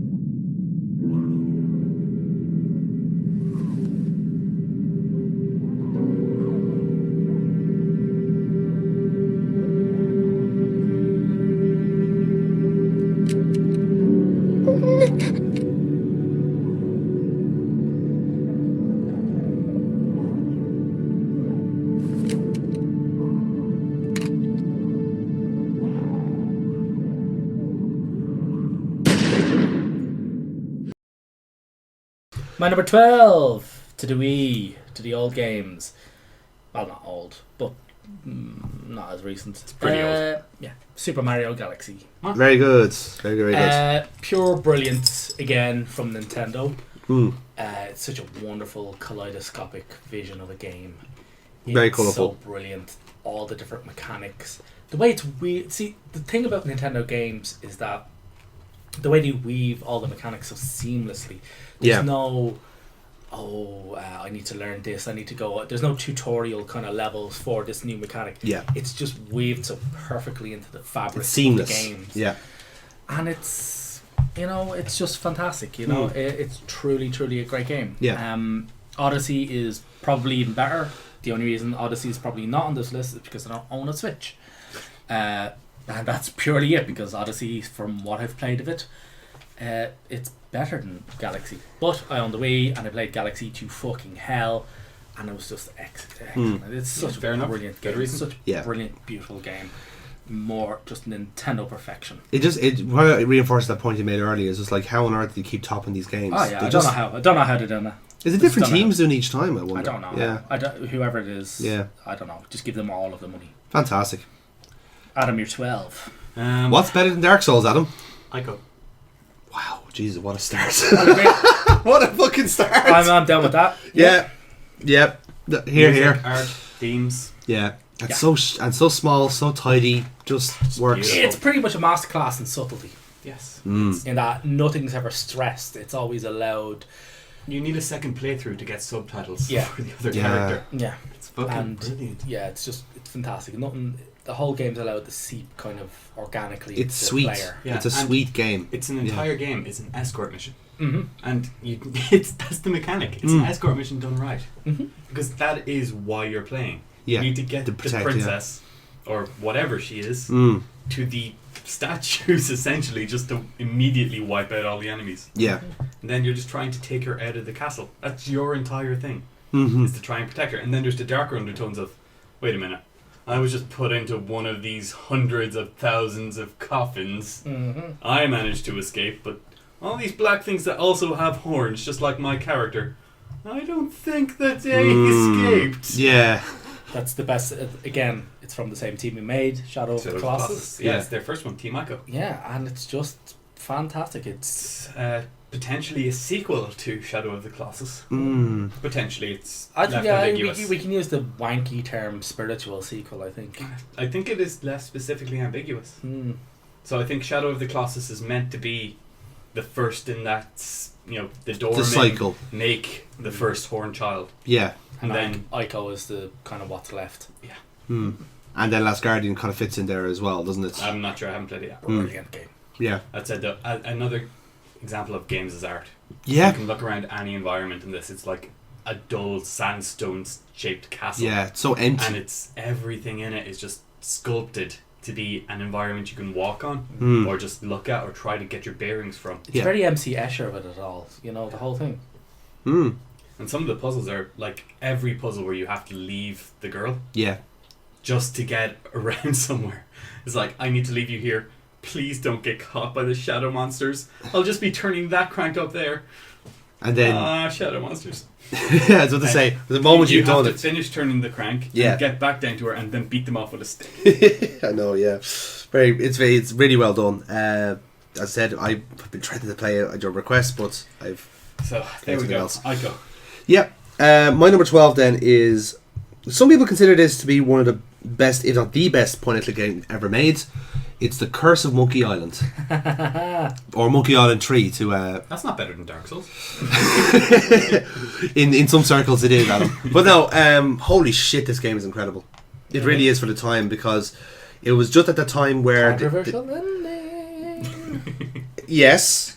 Well, two was the controversial ending. 3, I think, was okay. At least got away with it a little bit. 2, obviously, was kind of the weird, like, kind of the sign off by the 3 original creators, Gilbert, Schaefer, and the other guy, Gibbons. Was it? No. Anyway, point notwithstanding, they fucked off, and a new team took over Monkey Island and just completely reinvented it. That's why it's called The Curse of Monkey Island as opposed to Secret, because it's a different continuity. Very cleverly done. And what they did was basically they just created a Monkey Island game as they would have thought the three lads would have made it initially. So the humour is back, the kind of the wacky action, and the, shall we say, the sword play is back. But instead of having insults, it has the rhyme now instead. Just a clever little twist from what the original games were. And there's just some really funny sequences in it. There really, really are. One that comes to mind is that when you finally chartered a ship and you've got your crew, much like the first game, they just start going for a mutiny. But they do it in song. They just start like doing sea shanties, and you as Guybrush trying to fix Elaine who's cursed, and she's been turned into gold. You're trying to fix her because she shouldn't really be gold. The Midas curse. Exactly. And these three fucking assholes just keep singing. So the actual puzzle, right, is to keep singing the song until because every time you say something, they say something back in a rhyme, and they keep going, a pirate I was meant to be, and you as Guybrush going, for fuck's sake, it's fucking 10 verses. So the only way to actually break it is to give them a word that can't rhyme. So orange. Yeah. And it's like just establishmentarianism. It's just like I'm sure that rhymes. like he literally just goes it was actually the first time it was voice acted too, which is a big deal. I'll get down to production in a minute. But he just says I bet you won't get scurvy if we eat an orange. And the guy's just like, how about that? Oh fuck. Okay, back to work. And it's just as flat as that. It's so good. But yeah, the production wise, it's all drawn out, it's all animated, voice acted for the first time, so everyone who was like Chuck and Guybrush, they stayed like that for the rest of the series. No recasting, they are them for life. And just really well done. It is an essential Monkey Island for anyone that wants to play. It's crucial. It is between... I would consider all of the Monkey Islands completely essential. Yeah, 1, 2 and 3 definitely. 4 and 5 you might give a miss, but definitely the first 3 are gold, especially 1 and 3. But 3, just really enjoyed it. They also had some naval combat in it as well. They had it in this kind of weird, kind of like isometric view. Didn't really last long. It was just for the middle of the game to kind of like distract yourself from the fact that it's all just puzzles, really. Fair. Yeah, good game. Really great game. Neil, number 11. Last in this. Yes, last lap, lads. GameCube Classic, man. Although you can get it on a shitload of other consoles because it's available on everything. It's Resident Evil 4. Nice. Very good. I think not a horror game. Not a horror game. I'm a purist. Fuck off. Right. Great game. Great impression out of it as well. There's a number of, I think we stated something like this before. There's a number of firsts you have in gaming, like your first. Your first game. Yeah, your first game you played. Yeah. First adventure game. First console you bought. First titty game. Yeah. First otaku or weed game. Bishu game. Whatever the fuck. Metal Gear Solid. Then there's there's the first Metal Gear game. Yeah. But there's the first time you play Resident Evil 4. The first time you go through the village level, and you are literally holy shit. I remember the first time I played it through on the GameCube. And by the end of it, by the time the bell rings and everybody goes in, I was so amped up I could actually taste the adrenaline. Yeah. It was fucking pulse pounding. And no other games ever got me into that point. If you're tasting your adrenaline, you should probably see a doctor. Please consult your doctor, yeah. But that sounds bad. Yeah, fuck that shit. The only thing the thing is, if I went to see a doctor, I'd probably wound up bringing GameCube going, seriously, you gotta play this, man. And he'd agree with me. He'd fucking agree with me. Look at what he does. He'd fucking agree. So it's just an incredibly phenomenal game. Capcom had kind of one sort of, again, it's much like Mortal Kombat X in that they had one real shot at rebooting the series to get it relevant again. Yeah. And they decided they'd just go all out. Yeah. They'd go whole hog. They'd allow the designers to do what they wanted. They They had a do. couple of options that they were thinking about for this, which spun off into another 2 games of popular. So one great horror game called Hunting Ground, which is referenced in Resident Evil 4 with the dog that you release from the bear track. Huey is the same character model as that dog. Ah, okay. That's also why it helps you against the El Gigante. And it's just a fantastic game. It pretty much, if there was a gaming 101, this would be on the syllabus. Hell yeah. Fantastic. Excellent game, and I can't really say anything more about it.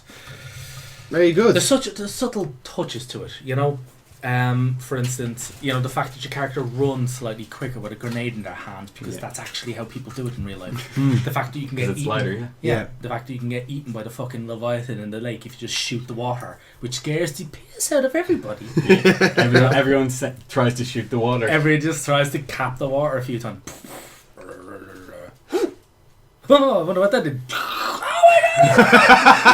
While I don't like the trope now, this game did it well with the QTEs. Yes, quick time events were very, very, very good. They're hard to get right. They were sparsely done in this, and it was genuinely pulse pounding. And the best way of dealing with escort missions when you can just get your escort to hide in a dumpster. Yeah. And also, when you're playing, it's heard the glitch where you crash open a door and it doesn't remove Leon's suplex prompt. So, and the combat moves being labeled suplex, haymaker, viper strike, as opposed to just melee or punch, kick. Yes. Again, my wrestling head is at like viper strike. Come on, that has to be an RKO. Come on, people. How could you not? Wabadoo! But that's just fantastic. That's just it. Resident Evil 4 revamped the series. They fucked it up with 5 and 6, got it back on track with 7, and they're remaking 1 and 2. They remade 1 and 2, which are excellent remakes. Excellent, give it to you. And it's just brilliant. Resident Evil 4, get it in your faces. Adam, darling. Number 11. What's better than Ico? Pokemon Gold and Silver. Oh, good choice. Good choice. Which one, gold or silver? They're the same to me. Okay, but if you had a preference, Ho or Lugia? Oh, Lugia. Okay, good. No, that's fine. That's fine. I'm just fucking with you. So, why did you like gold and silver? Talk to us about gold and silver. It's more of Pokemon. Yeah. It's a great game. Just generally going through it, it's the first one that had the egg mechanics. Had 2 whole regions. Yeah. 16 gym badges to get. You revisit a really great game. You just come back 3 years later. It's so nostalgic in a weird way, isn't it? You battle the Elite Four. You see how everything's changed. One of the previous gym leaders is now part of the Four. Yeah. And then his daughter's taken over his gym. And she's lower leveled because she's only starting. Yeah. Fantastic. And then right at the end, you face off against yourself. Yeah. Which is just passing up the torch, man. Isn't it incredible? It's so weird because such a mythos is around that guy, and it's surely because like 3 dots, solid protagonist, doesn't say a fucking thing because again that's his joke though. That's become a recurring fucking joke about him. I think only in Black 2 when he was in the tournament does he actually say something, and it's just yeah. It's like, and then fantastic. Blue and Red appear in Ultra Sun, Ultra Moon at the Battle Tower. Yeah. And then it's just like he doesn't talk. Yeah, Green's doing all the talking. Yeah, and they're both just we were champions ourselves. Well, I was until he took it. And again, he's just going. He's just so because he's the only actual even in canon, he's the only protagonist that just doesn't fucking say anything. Even everything in any other context, all the other characters actually talk. Yeah, it's a great game. Yeah, no, I love Gold and Silver too. That's my Pokemon pull for this entire top 100, and I have been Adam. Good night. And the dog has fallen over. How is she doing? Grand. She is attacking us. It's okay, she's insured. Number 11 then, for me, is, in my opinion, and I don't think this is really a hot take, it is the best game that was ever put out on the PSP. It's Metal Gear Solid Peace Walker. Would you agree with me, Adam? Adam sipping angrily. Pensively. Well, it's better than the heroin-induced snoring we normally get. Yeah, in fairness. It makes a welcome change. Yeah, I don't... It's, for me, and this probably does sound strange considering it's like an entry to PSP, it's probably the most concise story you're going to get in Metal Gear games. It's a simple... You simply... Your big boss about 10 years after the event of Snake Eater, you've gone full mercenary mode, you have this band of crew, I think in Costa Rica, I think, or Colombia. And he goes to Costa Rica, where the age of consent is 16, so fucking Paz is fine. Yes. And you basically get accosted by the Steve Bloom character, who's obviously evil, but who's obviously Steve Bloom. Who's obviously Steve Bloom. And you basically, it gets heavily implied that the boss is still alive. Rocket Punch! That's, yeah. So... in a curious way, the game just keeps on that level. It's literally just you, go, that's cool music too. Yeah, but Yeah, like I said, it just stays on that plot point. The boss is traumatized, or Big Boss even is traumatized because, you know, he thinks that his mentor is still alive, even though he really shouldn't be. Yeah, he really shouldn't be thinking that. Even still, like, you know... Although in this game. Yeah, I think even he thinks that there's some sort of trickery happening here, you know, there's something not quite right here, so he has to investigate. He played Metal Gear Solid 4 and he saw himself come back in that bullshit way, so he was like, maybe. Just this one time. But yeah, it's a curious game because there's a lot of weird kind of like mini Metal Gears in a way. You have the Pupa, you've got the Chrysalis, the Cocoon. They're all pretty cool bosses because you can just start farming them after a while for resources. Which is actually a really metaphorical thing. They're all fucking the stages the caterpillar goes before being a butterfly. Yeah. So you're taking the parts of the Cocoon to make Zeke, which is your butterfly, your Metal Gear. Exactly. But yeah, it's actually very good. Do you see the metaphor, Neil? Do you see it? Isn't it a simile? Yes. But anyway, point notwithstanding, does some things really well. Gameplay is fantastic, even for the PSP. Completely different. Yes, the PSP, which usually goes beyond in the gameplay. Well, it's completely different from Metal Gear games. Like it's free flowing. It's quicker. It's snappier. You have got this weird kind of like some mechanics you'd have that would be in like 3 or 2. They're all gone. Is there a dildo in it? There isn't a dildo in it. There is a banana. Wait. There is the love box. There is we the don't know love what's box. in that. Yeah. The love box. There's a love box. Yeah. What the fuck is the love box? It is a box where if you take an enemy into it, it rustles for a bit and they become friendly towards you. Fuck off. You think I'm joking? No, I know you're not. That's the more surprising and horrifying element. The more I think about it, the more I think Peace Walker was such an odd game. It had a Monster Hunter levels as well. Yeah, that's because it was crossing over with Monster Hunter. Yeah, crossover with Monster Hunter. You actually meet the cat crossover with in it. Capcom is the more impressive thing. That's true too. I think at that point, like Capcom were just not even watching what Kojima was doing. No, in fairness, yeah. You know, we played the last 2 games. Fuck, I'm not putting myself through this again. Capcom just say, no, maybe not. Yeah. Exactly. It did some things really well because it was quite limited on resources. The story was kind of hidden in tapes, which is something they actually used then in Phantom Pain. If anything, actually, the gameplay and all the stuff it did in Peace Walker was a proof of concept for that game. But depending on your point of view, either drop the ball or not. No, just really good game. Peace Walker is such a hard boss as well, because the first time you're playing it, you don't have the stinger and all this sort of stuff, so you're really like stressing out to stop it fucking launching the nuke, and it does it 5 or 6 times because again, you haven't got maxed out fucking rockets or anything like that. We played the same game. Well, because I rocket launched all the normal enemies just to get it to max power. You could be right. Maybe we played it differently, but no, stealth. Yeah, it's a stealth game with a rocket launcher. Yeah, and the ending of it is pretty cool as well because it explains stealth. With a rocket launcher. No, not with a rocket launcher. With a banana. Yeah, you can, actually in some missions you have to try and hold up as many people as you can with a banana. Once you do that banana mission, you're given it as just an optional weapon, and the way you use it is you put it behind their back and point it and freeze, and they'll just go, oh, okay, don't shoot. It's very good. There's a few funny sections in it actually. Yeah, I did the perfect stealth missions where you unlock the stealth camo specs using a banana. Yeah. Purposefully using that fucking banana. You have to finish that mission perfect stealth in under 1 minute. Yeah. Jesus. And the way to do that is just fly, hold, freeze. And then you go behind another guy who's looking at you, holding him up, and he's like, what the fuck? Freeze. Oh. It's very comical. You just do it so quickly that you're like, what the fuck? Because the PSP, it kind of gets away with like more wacky kind of animations. So I think if you do a CQC throw towards a wall, it just splats fucking Warner Brothers style. Oh, it was very, very good. I loved it. Now, Absolutely if you loved equip the box as soon as they see you, I think this holds true for all the games. Yeah. They'll be like, what the fuck? And then you can run away past them. Yeah. Oh, no. Because they have to go into the, a box animation first. Yes. Yeah. Very, very good. Just a lot. What else can I say about it, really? Thankfully, it's on the PS3 with the HD collection. And well deserved. You can port your save file from the PSP to the PS3. You just don't get any of the trophies. Yeah. Not that they matter. Not that they matter. So I believe that's us, guys. That's us for this part, yeah. Tune in to the next one to discover what my actual favourite PSP game is. Yes, well, it's the main event next time, so hopefully we'll have that up very, very soon for you guys. By all means, try down in the comments for all the hot takes you've heard in this part. Most of them from Tina here. Most of them from Tina, yeah. Get out of my crotch. Well, while we leave Alan to be castrated by a dog, we will see you next time in the top 100 for the final 10. Until then, guys, see you later. The dog is getting rabbits. She's a demon.